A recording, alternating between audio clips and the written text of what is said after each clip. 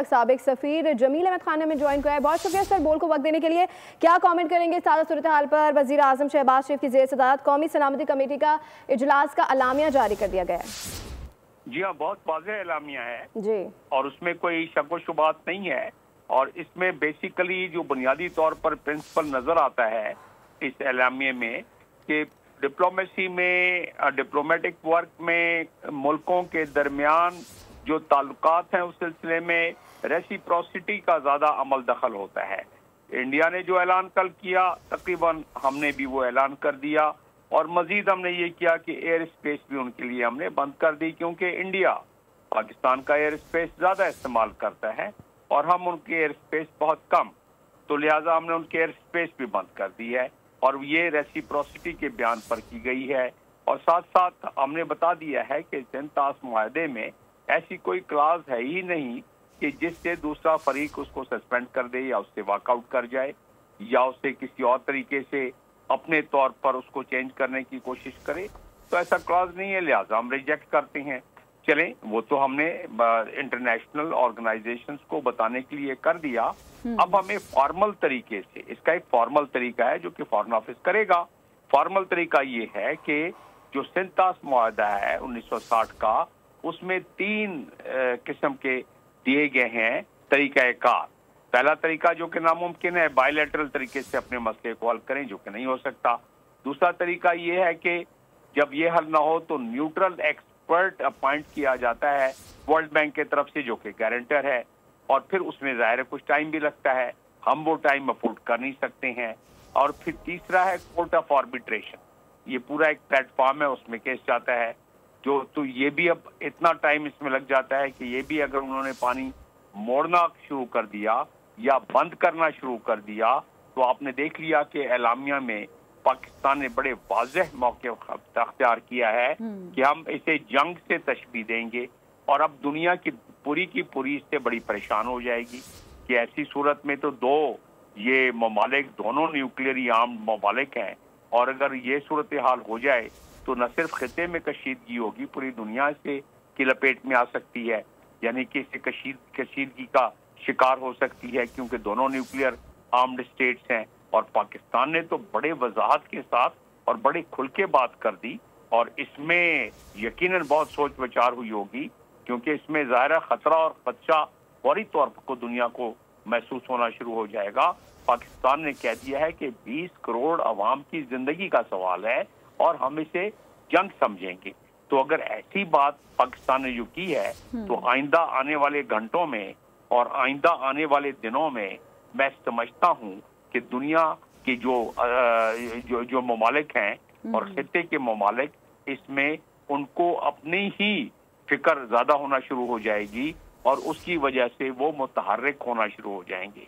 और महसूस होता है अगर पाकिस्तान थोड़ी सी इसमें अपनी भी एग्रेसिव डिप्लोमेसी के तहत अपने दोस्त ममालिक से राब्ता करे, खिते के ममालिक को बताए कि इसके क्या मज़मरात हो सकते हैं, तो ऐसी सूरत में इंडिया पर कुछ प्रेशर पड़ सकता है, क्योंकि इंडिया की इस वक्त जो हुकूमत है वो हिंदुवादा की और आरएसएस प्रोपेल्ड और आरएसएस पावर्ड हुकूमत है, तो उन पर तो जुनून सवार हो सकता है, लेकिन दूसरे ममालिक उस जुनून को किसी तरीके से कम कर सकते हैं या ख़त्म करवा सकते हैं।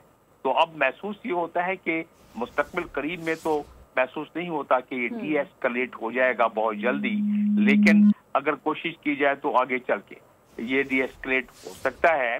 हमें खदशा ये है कि इंडिया ने अपना पहले ही जो डैम बनाए हैं, जिसमें कि किशन गंगा डैम है या जिसमें रेटल डैम बना रहा है, तो उसमें उन्होंने अपनी कैपेसिटी पानी स्टोर करने की 45 फुट उसकी डिजाइन से हटकर ऊंचा कर लिया है दीवार को, ताकि पानी ज्यादा स्टोर हो सके।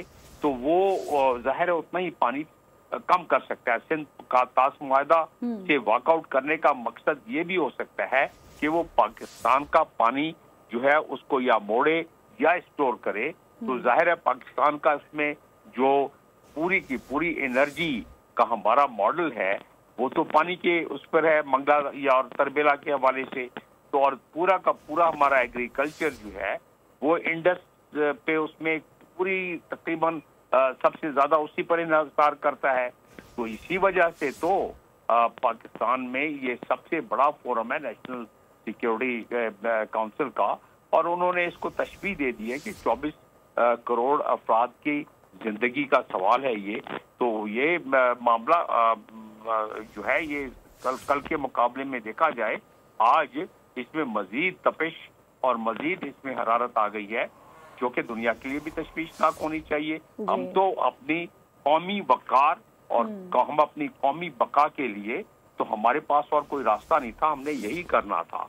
आप अपनी सलामती काउंसिल के हवाले से जो फैसले आई हैं, उसके अलावा एक पुरवकार कौम के लिए कोई और रास्ता था नहीं, लिहाजा ये फैसला तो हो गया।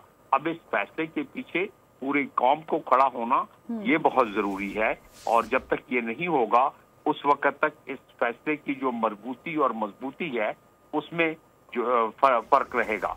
बाकी तो इसकी छोटी छोटी खदो खाल हैं जो रेसिप्रोसिटी के हवाले से पाकिस्तान ने भी उनकी मिशन को कम कर दिया, 30 के करीब कर दिया, और साथ साथ जाहिर है पाकिस्तान ने दुनिया को भी बावर करा दिया कि ये जो इंसिडेंट हुआ है ये यकीनन एक टेररिज्म का है, और पाकिस्तान टेररिज्म को कंडेम करता है हर लिहाज से in all it's form and manifestation, दुनिया की किसी जगह में भी हो। और पाकिस्तान ने अपने कंसर्न का इजहार किया है। पाकिस्तान ने बताया है कि पाकिस्तान इसे कंडेम करता है, इस वाक़े को जो कि कल हुआ है ऑक्युपाइड कश्मीर में। तो उस लिहाज से अगर देखा जाए तो वो तो एक इसके आम खदोखाल हैं। जो असल इसमें सबसे बड़ा जो नुक्ता है, जो दुनिया के लिए तशवीश का नुक्ता है, वो है कि पाकिस्तान ने कह दिया है कि पानी की बंदिश का मतलब आप लोगों की लाइफ लाइन से, 24 करोड़ अवाम की लाइफ लाइन से खेल रहे हैं, और जिसका मतलब ये है कि जो जंग के से कम नहीं समझा जाएगा। आप अंदाजा कर लें कि न्यूक्लियर आर्म कंट्री, और उनमें से अगर ये लफ्ज अल्फाज इस्तेमाल हो तो दुनिया में तो भगदड़ मच जाएगी, और उस भगदड़ की वजह से जाहिर है दुनिया डिप्लोमेटिक एरिना में उस पे प्रेशर इंडिया पर आना शुरू हो जाएगा, पाकिस्तान पर भी, कि लेकिन पाकिस्तान ने तो पहल की ही नहीं है। तो लिहाजा पहले तो इंडिया को अपना फैसला वापस लेना होगा सिंध पास मुआहदे के हवाले से। अगर ये नहीं होता है तो ये चपखलिश बढ़ती जाएगी, और इस चपखलिश का कोई सिरा नहीं है, कोई एंड नहीं है। लिहाजा हम सबको मिनहासुल कौम, कौमी बका के लिए इस तमाम मामलात के लिए तैयार रहना चाहिए। जी बिल्कुल। जमील अहमद खान साहब, साबिक सफीर, हमारे साथ ही मौजूद रहेगा। सब्सक्राइब करें और बेल दबाएं ताकि कोई खबर रह न जाए।